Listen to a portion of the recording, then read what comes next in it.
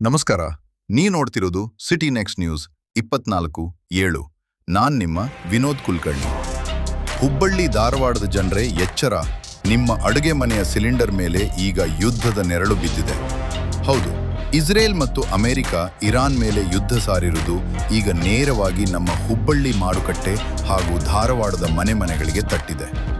ನಿನ್ನೆಯಿಂದ ನಗರದಾದ್ಯಂತ ಗೃಹ ಬಳಕೆ ಮತ್ತು ಕಮರ್ಷಿಯಲ್ ಗ್ಯಾಸ್ ಸಿಲಿಂಡರ್ಗಳ ಭಾರೀ ಕೊರತೆ ಕಂಡುಬಂದಿದೆ. ಮುಖ್ಯ ಅಂಶಗಳು: ಧಾರವಾಡದ ಪ್ರಮುಖ ಏರಿಯಾಗಳಲ್ಲಿ ಇಂದು ಗ್ಯಾಸ್ ಪೂರೈಕೆ ಸಂಪೂರ್ಣ ಸ್ಥಗಿತಗೊಂಡಿದ್ದು, ಸಾರ್ವಜನಿಕರು ಆತಂಕದಿಂದ ಬೀದಿಗೆ ಇಳಿಯುವ ಪರಿಸ್ಥಿತಿ ನಿರ್ಮಾಣವಾಗಿದೆ.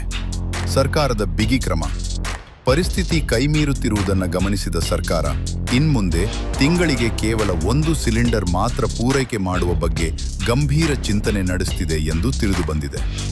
ಮಾರುಕಟ್ಟೆಯ ಮೇಲೆ ಪರಿಣಾಮ: ಹುಬ್ಬಳ್ಳಿ ಮಾರುಕಟ್ಟೆಯ ಹೋಟೆಲ್ ಮತ್ತು ಸಣ್ಣ ಉದ್ಯಮಗಳ ಮೇಲೂ ಈ ಸಿಲಿಂಡರ್ ಅಭಾವದ ಬಿಸಿ ಜೋರಾಗಿ ತಟ್ಟಿದೆ.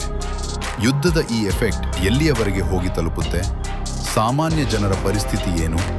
ಹುಬ್ಬಳ್ಳಿ ಧಾರವಾಡದ ಪ್ರತಿ ಅಪ್ಡೇಟ್ಗಾಗಿ ನೋಡ್ತಾ ಇರಿ ನಿಮ್ಮ ನೆಚ್ಚಿನ ಚಾನಲ್ ಸಿಟಿ ನೆಕ್ಸ್ಟ್ ನ್ಯೂಸ್ 24/7. ಮುಂದಿನ ವಿಷಯದಲ್ಲಿ ಮತ್ತೆ ಭೇಟಿಯಾಗೋಣ. ಧನ್ಯವಾದಗಳು.